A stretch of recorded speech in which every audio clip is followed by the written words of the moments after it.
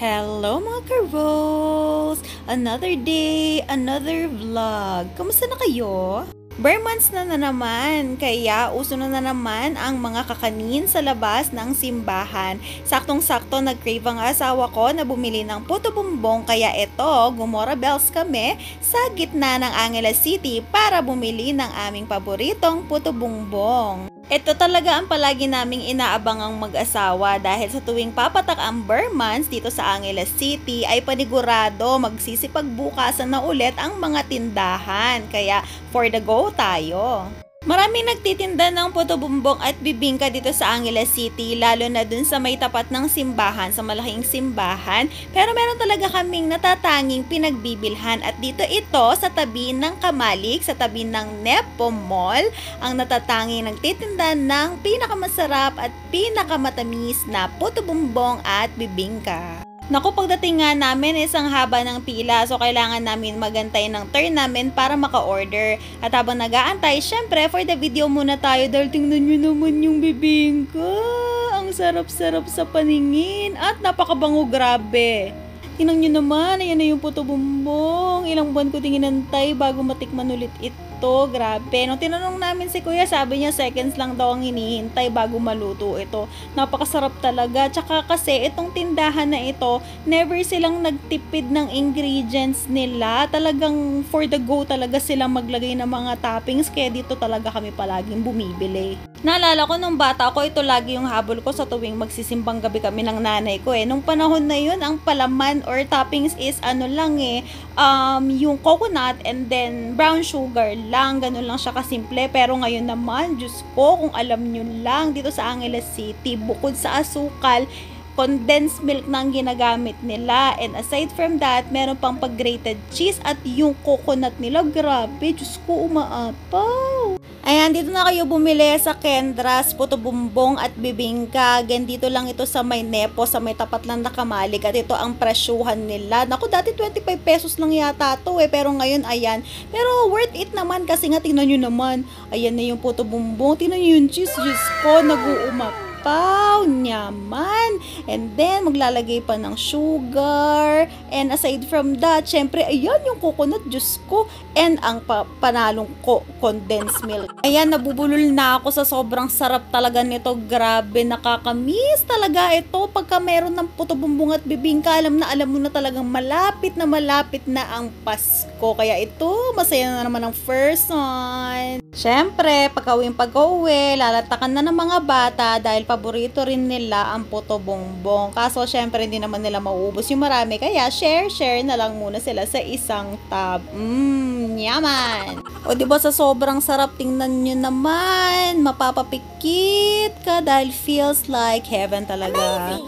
Aba syempre, hindi tayo papahuli dahil aside sa puto bumbong, masarap itong kapartner ng kape.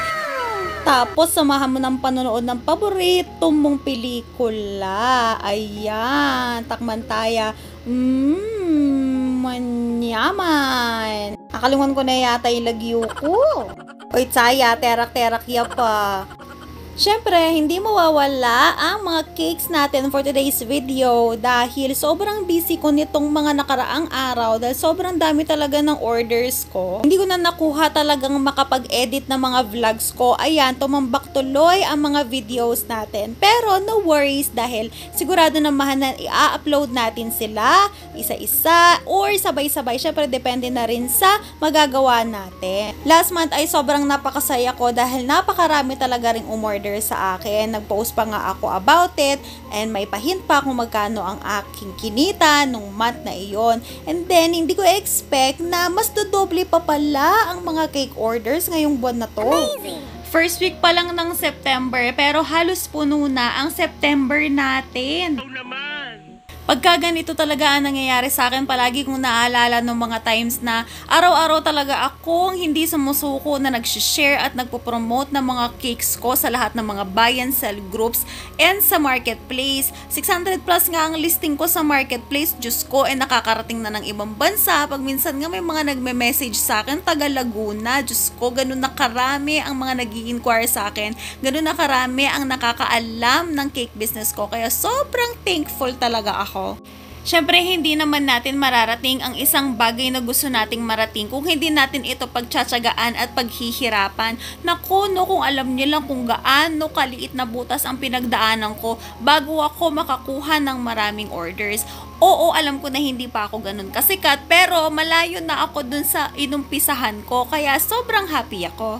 And sa lahat ng mga customers ko, lalo na doon sa mga umuulit dahil napakarami ninyo, sobrang thank you talaga dahil nagtitiwala kayo sa akin. Marami rin akong customers na hindi talaga taga dito sa Angeles City, yung iba taga Manila or ibang lugar and nagsuswimming or nagbabakasyon lang sila dito, pero sa akin pa rin nila pinipiling umorder. Kaya super thank you po talaga dahil pinagkakatiwalaan ninyo ang mga gawa ko. Nakuha, ang dami ko pang tambak na mga videos and pictures na mga recent cake orders ko, yung iba malalaki, kaya sobrang excited talaga ako na maipost sila lahat. Promise ko talaga sa inyo, ipopost ko sila as long as meron akong time. Kaya sa mga newbies na home bakers kagaya ko, lalo na sa mga nagfo-follow sa akin, sipagan nyo lang at tiyagaan. More practice, more research, huwag tigilan na manood ng mga vlogs or video tutorials dahil malaking tulong ito sa pag-improve ninyo. At syempre, huwag kakalimutan ang magpasalamat sa Diyos dahil kahit na isang order lang sa isang araw is malaking bagay na iyon. Lahat naman ng mga tao, maski yung mga successful na, is nag-umpisa sa walang-wala, nag-umpisa sa time na hindi pa sila kilala at kailangan nilang magpakilala. Tiyagaan lang and huwag kang susuko. Hindi porket walang umu-order sa'yo is forever nang walang u-order sa'yo. Basta't meron kang tiwala sa sarili mo, panigurado, darating ang panahon na marami ring magtitiwala sa'yo. Galingan mo lang. Ano ba yan? Sa sobrang pag-excite ko na mag-vlog is napakarami ko nang sinabi. By the way, ang mga cakes pala natin for today ay 2 number cakes, isang mini, itong nakikita nyo ngayon, and isang large. Ang size itong mini natin is bento size number cake, which is 4x2. Pero since hindi ko gusto yung 4x2 lang dahil masyado siyang maliit, ginagawa ko siyang 4x4. Bali, 2 bento yan na pinagpatong ko. Sa halagang 400 pesos, meron ng pack-cake ang mga celebrants or perfect din ito pang monthly milestone. So, parehas na Hot Wheels theme ang mga cakes natin for today and meron silang mga fondant details. Ito naman ang number 3 natin na large. Ang flavor nito is ube moist with ube filling. Bali, yung icing natin na ACC dito, yung border natin is hinaluan natin ng Bakersfield ube flavorate para lasang-lasa mo naman ang pagka-ube ng cake.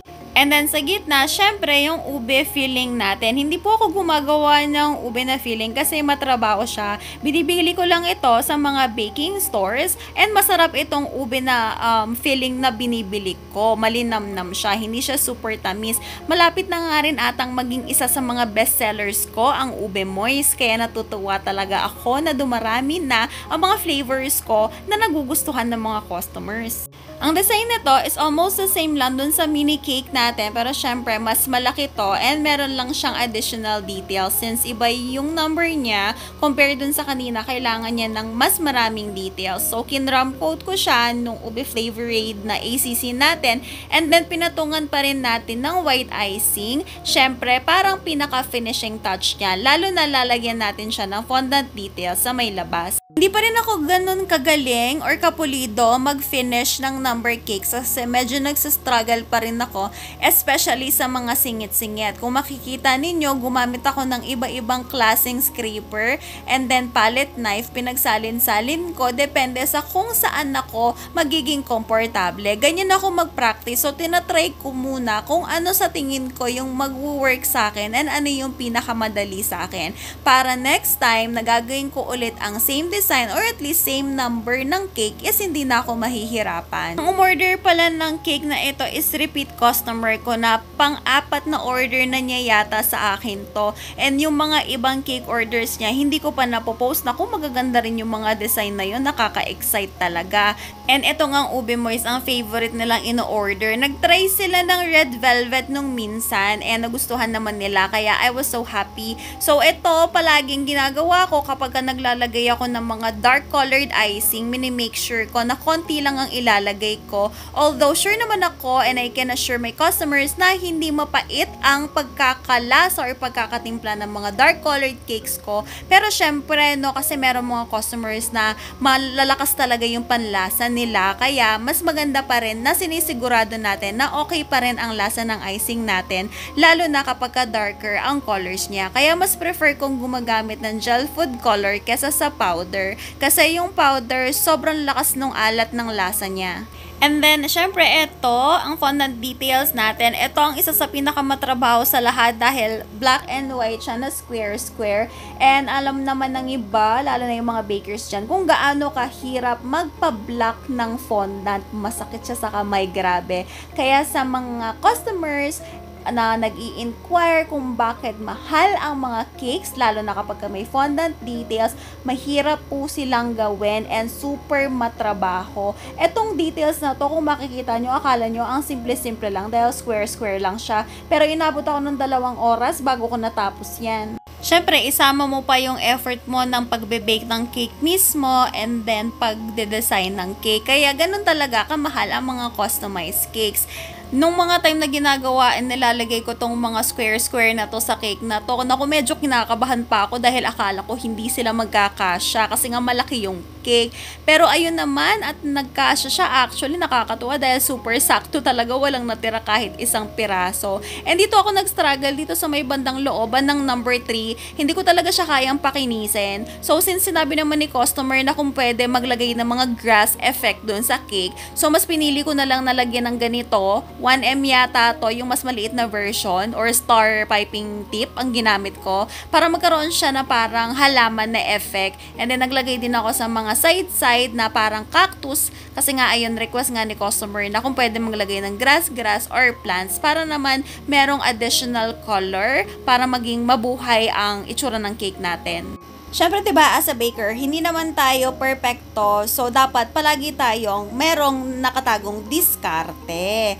At ito na ang mga final result ng ating mga cake. Wow! O, 'di ba, ang syala ng mga cakes natin, napakasarap tingnan sa mga mata.